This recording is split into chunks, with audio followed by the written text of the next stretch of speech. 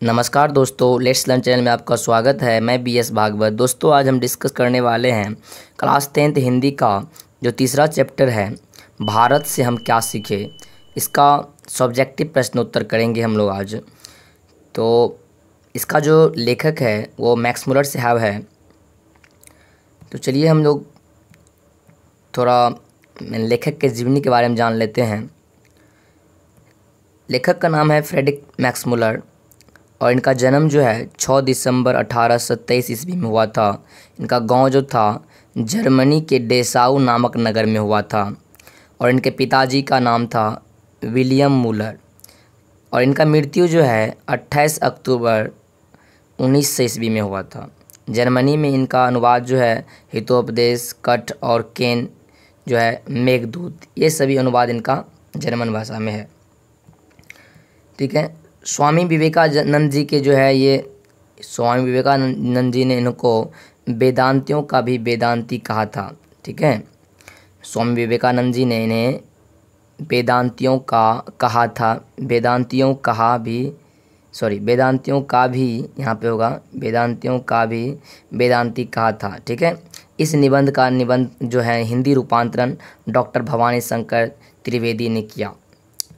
चलिए आगे देखते हैं हम लोग। पहला प्रश्न क्या कह रहा है। तो पहला प्रश्न है हमारा, समस्त भूमंडल में सर्वविध संपदा और प्राकृतिक सौंदर्य से परिपूर्ण देश भारत है, लेखक ने ऐसा क्यों कहा है। कहने का मतलब प्रश्न में कह रहा है कि समस्त भूमंडल में सर्वविध संपदा और प्राकृतिक सौंदर्य से परिपूर्ण देश जो है ये भारत ही क्यों है, लेखक ने ऐसा क्यों कहा है। तो इसका जो हम उत्तर है वो जानते हैं।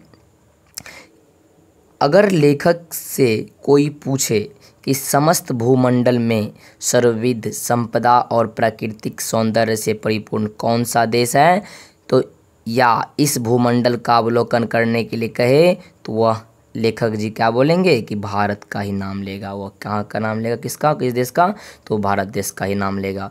भारत इसलिए है कि यहाँ की धरती पर स्वर्ग का छठा निखर रहा है। कहने का मतलब यह कि भारत भूस्वर्ग से भी बढ़कर और सुंदर है। समझ में आ गया दोस्तों कि यानी कि लेखक जी ने इसलिए भारत को समस्त भूमंडल में सर्वविध संपदा और प्राकृतिक से सौंदर्य परिपूर्ण देश कहा है। ठीक है। चलिए नेक्स्ट प्रश्न क्या कह रहा है। नेक्स्ट प्रश्न कह रहा है कि लेखक की दृष्टि में सच्चे भारत के दर्शन कहाँ हो सकते हैं और क्यों। तो उत्तर इसका होगा कि लेखक की दृष्टि में सच्चे भारत का दर्शन भारत के गांव में हो सकता है। लेखक ने यह बताया है कि जो इंसान कोलकाता, मुंबई, मद्रास या ऐसे दूसरे शहरों से घूम करके चले जाते हैं उन्हें सच्चे भारत के दर्शन नहीं हो पाता है। भारत के गाँवों का देश है। भारत जो है, भारत गाँवों का देश है, किसानों का देश है। इसलिए सच्चे भारत का दर्शन निश्चल भाव से ग्रामीणों में संभव है। कहने का मतलब हुआ कि लेखक का कहना है कि अगर आपको सच्चे भारत का दर्शन करना है तो भारत के गांव में जाके देखिए और भारत के गांव में ही आपको सच्चे भारत का दर्शन होगा।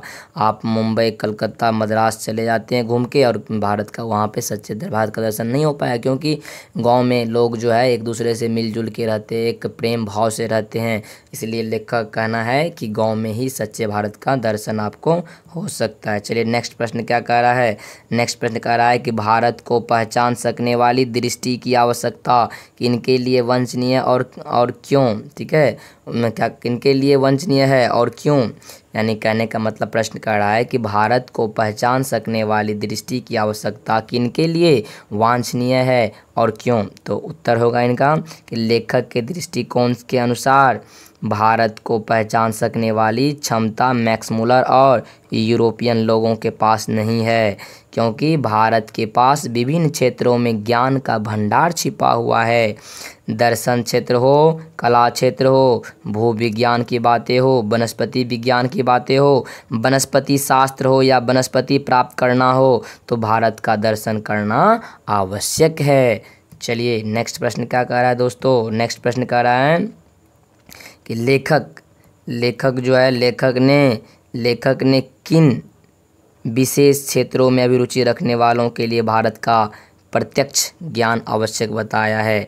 तो लेखक ने भूविज्ञान, वनस्पति विगत, पुरातत्व उत्खनन संबंधी सिक्कों की जानकारी के लिए, दैवत विज्ञान के बारे में जानने के लिए, प्राचीन कहावतें तथा कथाओं को सुनने के लिए, भाषा विज्ञान समझने के लिए, विभिन्न जातियों आदिवासियों की संभवतः या संस्कृति जानने के लिए, यानी कि लेखक ने इन सारे चीज़ों को जानने के लिए क्या बोला है कि भारत का प्रत्यक्ष ज्ञान आवश्यक है।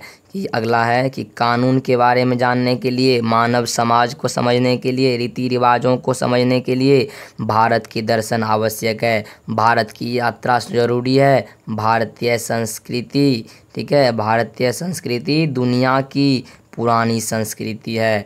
दोस्तों भारतीय संस्कृति जो है ये दुनिया की क्या है, सबसे पुरानी संस्कृति है।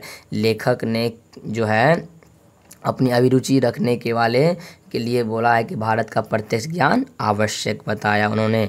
फिर अगला करा है कि लेखक ने वारेन हेस्टिंग्स से संबंधित किस दुर्भाग्यपूर्ण घटना पर हवाला दिया है और क्यों दिया है। तो वारेन हेस्टिंग अब भारत का गवर्नर जनरल था, ठीक है, जब भारत का गवर्नर जनरल था। वारेन हेस्टिंग जब भारत का, ठीक है, जब होगा दोस्तों यहाँ पे, जब भारत का गवर्नर जनरल था वो, तो क्या हुआ था, तो वाराणसी के पास 172 दारिस नामक सोने का सिक्का से भरा घड़ा मिला था, ठीक है। तो वारेन हेस्टिंग अपने मालिक ईस्ट इंडिया कंपनी के निर्देश मंडल की सेवा में सोने के सिक्के यह समझकर भिजवा दिए कि यह सिक्का उपहार होगा, मेरा नाम होगा, लोगों के बीच मेरा महत्व बढ़ जाएगा। पर ऐसा नहीं हुआ। कंपनी के निर्देशक ने उन मुद्राओं को क्या किया, गला दिया। क्यों गला दिया, देखिए, कंपनी के निर्देशक उन सिक्कों के ऐतिहासिक महत्व को समझ नहीं पाया। जब वारेन हेस्टिंग इंग्लैंड से लौटे तो वे स्वर्ण मुद्राएं नए हो चुके थे, ठीक है। वारेन हेस्टिंग इस दुर्घटना से बहुत दुखी हुआ, उसके नासमझी के कारण, ठीक है, वारेन हेस्टिंग बहुत दुखी थे, ठीक है। कंपनी के जो निर्देशक थे उन्होंने क्या किया कि जो सिक्का मिला था घड़ा, मतलब घड़ा से भरा हुआ, जो क्या कहते हैं वाराणसी के पास 172 दारिस नामक सिक्का मिला था ना, तो उसको क्या किया, क्या कहते हैं, इस कंपनी का जो मालिक था, ठीक है, वारेन हेस्टिंग अपने मालिक ईस्ट इंडिया कंपनी के निर्देशक मंडल की सेवा में क्या किया, सोने का सिक्का समझ कर भिजवा दिए कि वह ऐसा उपहार होगा कि उससे उसका नाम हो जाएगा।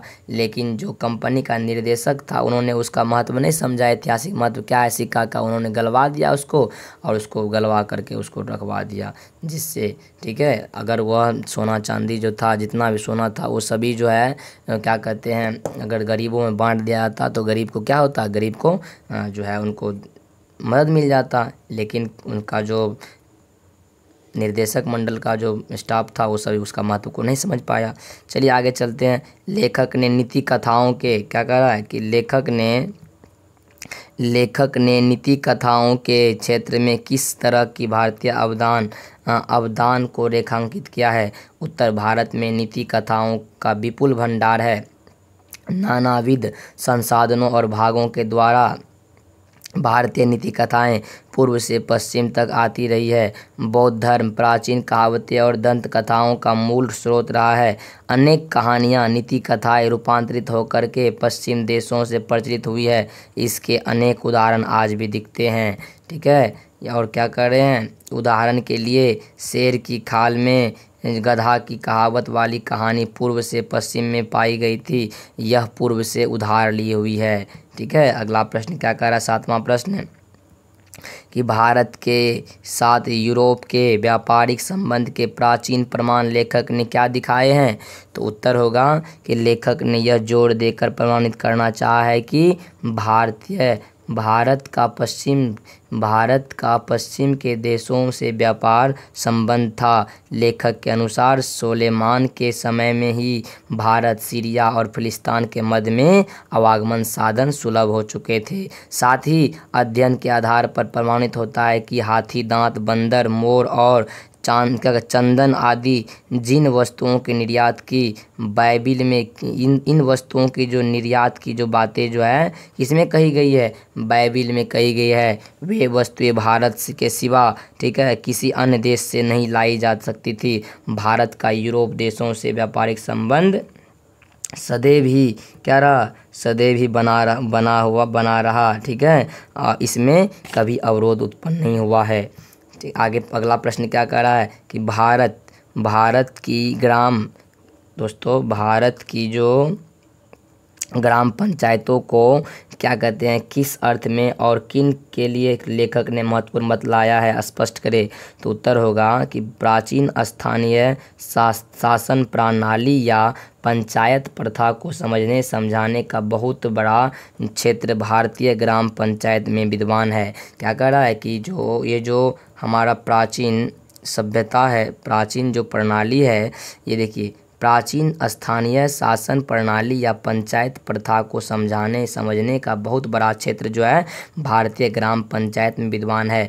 जिन लोगों को अत्यंत सरल राजनीतिक इकाइयों के निर्माण और विकास से संबंधित प्राचीन युगीन कानून के पुरातन रूपों में के विषय में अनुसंधान का महत्व को समझने की क्षमता प्राप्त करनी है, ठीक है, उसके लिए भारत की ग्राम पंचायतों को लेखक ने महत्वपूर्ण मत लाया है कि ग्राम पंचायत में आज भी जो है बहुत ही महत्वपूर्ण, मतलब उसको बताया है कि क्या करा प्रश्न पहले समझिए कि भारत की ग्राम पंचायतों में किस अर्थ और किन के लिए लेखक ने महत्वपूर्ण बताया कि गांव के ग्राम पंचायतों में होता क्या है कि केस मुकदमा नहीं होता, वहाँ पे सारा बात को जो है ना अच्छी तरीक़ा से सलटिया लिया जाता है, ठीक है, इसीलिए गाँव के जो ग्राम पंचायत है उनको बहुत महत्वपूर्ण मत लाया गया है कि कोई भी केस का मामला हो, कुछ भी हो, तो उसको गांव से बाहर नहीं जाने देता है, इंसान गांव में पंचायत में ही निपटा लेता है, जिससे लोगों को राहत मिल जाता है तत्कालीन।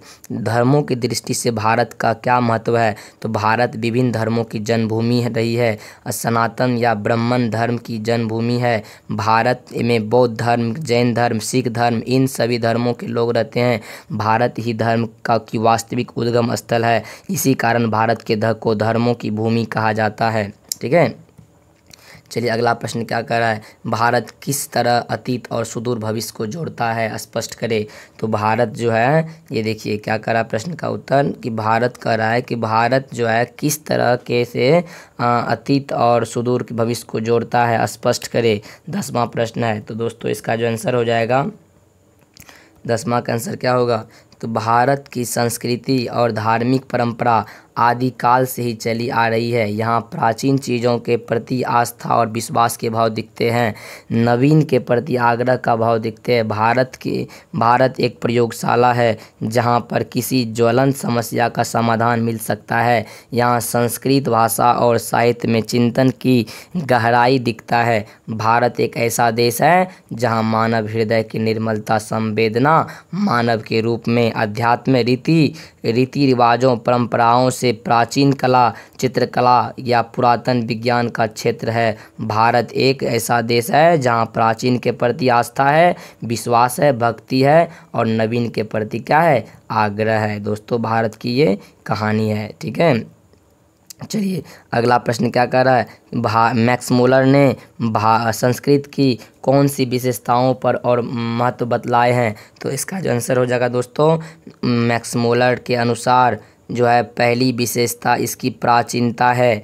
मैक्स मुलर की विशेषता के अनुसार जो है, संस्कृत की विशेषता के अनुसार इसकी विशेषता क्या है, इसकी प्राचीनता है। इसके वर्तमान रूप से भी अत्यंत प्राचीन तत्व भली भांति सुरक्षित है। संस्कृत की मदद ग्रीक, लैटिन, गोथिक और एंग्लो सैक्सन जैसी ट्यूटिनिक जैसी भाषाओं के केल्टिक तथा स्लाव भाषाओं में विद्वान समस्याओं को आसान से हल किया जा सकता है। किस भाषा में दोस्तों, संस्कृत में। मैक्स मुलर के अनुसार, ठीक है, मैक्स मुलर के संस्कृत साहित्य के अध्ययन का उद्देश्य न भारतीयों के भाषा विज्ञान को जानने कथा और न साहित्य समझने का, बल्कि उसका उद्देश्य भारतीयों के धार्मिक और दार्शनिक चिंतन के विकास क्रम को सिद्ध करना था।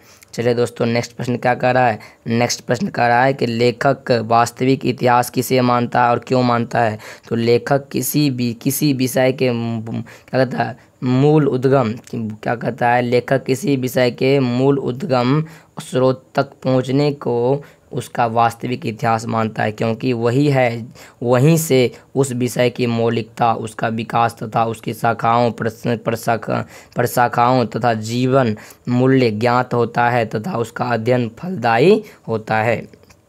दोस्तों अगला प्रश्न क्या कर रहा है? नेक्स्ट प्रश्न कर रहा है कि संस्कृत और दूसरी भारतीय भाषाओं के अध्ययन के पश्चात जगत को प्रमुख लाभ क्या है हुआ? संस्कृत और दूसरी भारतीय भाषाओं के अध्ययन से पश्चात जगत को प्रमुख लाभ क्या हुआ? तो उत्तर होगा संस्कृत और दूसरी आर्य भाषाओं के अध्ययन से पश्चात देशों के लोगों को भारत के विविध क्षेत्रों की सम्यक जानकारी मिली। वे भारत की भू संपदा, इतिहास, भूगोल, विज्ञान आदि विषयों के बारे में ठीक ढंग से जान सके, उनके रीति रिवाजों के, लोक जीवन और प्राकृतिक रूपों के बारे में जान सके, इसलिए भाषाओं के माध्यम से हुआ। ठीक है, कहने का मतलब हुआ कि आज मतलब संस्कृत और दूसरी भाषाओं की अध्ययन के पश्चात जगत का प्रमुख लाभ क्या हुआ कि संस्कृत और या कोई दूसरी भाषा जानने से क्या लाभ हुआ? इससे ये हुआ कि हमारा जो रीति रिवाज है, हमारा जो भू संपदा है, इतिहास है, भूगोल, ये सारे बारे में हम जान सके, इसीलिए हम लोग को सभी जानकारी चाहिए। देखिए अगला क्या कर रहा है? प्रश्न में कह रहा है, 14वां प्रश्न में कह रहा है कि लेखक ने भारत के लिए नवयुगंत नवांगतुक अधिकारियों को किस तरह सपने देखने के लिए प्रेरित किया है और क्यों? नवांगतुक अधिकारी मतलब जैसे नवयुवक सबको किस तरह का सपना देखने का? तो लेखक ने भारत के नवांगतुक अधिकारियों को सर विलियम जेम्स की तरह सपने देखने के लिए प्रेरित किया है कि आप जिस तरह से सर विलियम जेम्स जो है सपना देखते थे, उसी तरह आप भी सपना देखिए और साकार कीजिए, क्योंकि उन्होंने इंग्लैंड से आरंभ हुई थी अपनी लंबी समुद्र यात्रा समाप्ति पर क्षितिज में प्रकट होते हुए भारत के तट का दर्शन करते हुए जो अनुभव किया था वह सुखद था। ठीक है, अगला प्रश्न करा 15वां प्रश्न है, लेखक ने नया सिकंदर किसे कहा है? ऐसा कहना क्या उचित है? लेखक का क्या अभिप्राय है? स्पष्ट कीजिए। तो उत्तर होगा लेखक ने नया सिकंदर भारत को समझने, जानने एवं संपूर्ण लाभ प्राप्त करने हेतु भारत आने वाले नवयुगंतुक अन्वेषकों, पर्यटकों और अधिकारियों को कहा है। भारत विजय का सिकंदर ने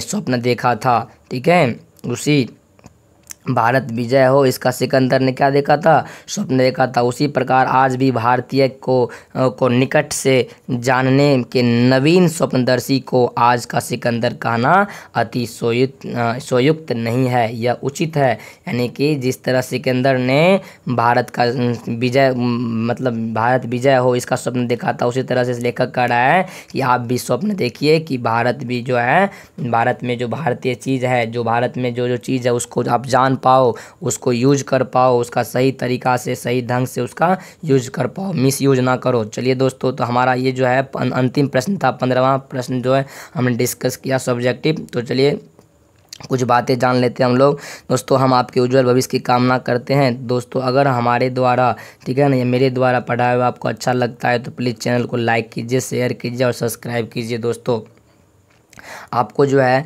पहला चैप्टर का लिंक, श्रम विवाह जाति प्रथा का लिंक दिया हुआ है वीडियो के डिस्क्रिप्शन, वहाँ जाकर के आप वीडियो देख सकते हैं।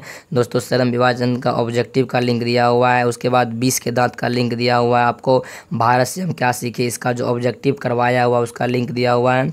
दोस्तों हमारे चैनल पे प्ले लिस्ट बना हुआ है, वहाँ जा कर के आप सारा वीडियो देख सकते हैं। ठीक है, और दोस्तों प्लीज़ वीडियो को लाइक कर दीजिएगा वहाँ जाने के बाद। ठीक है, इस वीडियो को भी लाइक कर दीजिए। आप लोग वीडियो देख लेते हैं लेकिन लाइक नहीं करते हैं, शेयर भी नहीं करते, नहीं सब्सक्राइब करते। प्लीज़ दोस्तों आपसे क्या हम पैसा मांगते हैं क्या? एक सब्सक्राइब तो करना है आपको और लाइक करना, जिससे हमें मोटिवेशन मिलता है कि नहीं हमारे चैनल पे भी इतना आदमी है, इतना बच्चा हमारा जुड़ा हुआ है। ठीक है, चलिए अगला कह रहा है कि आप हमारे टेलीग्राम से भी जुड़ जाइए और नीचे जो वीडियो के डिस्क्रिप्शन में लिंक दिया हुआ है वहाँ पर जाकर क्लिक कीजिए और आप जो है इस वीडियो का PDF आपको मिल सकता है, जिससे कि आपको एग्ज़ाम में नोट बनाने में आसानी मिलेगा, फ़ायदा होगा। दोस्तों टेलीग्राम पर आपको सारा वीडियो का PDF मिल जाएगा। ठीक है, जल्दी से जाके दोस्तों वहाँ जुड़ जाइए। तो आशा है दोस्तों आप लोग समझ गए होंगे।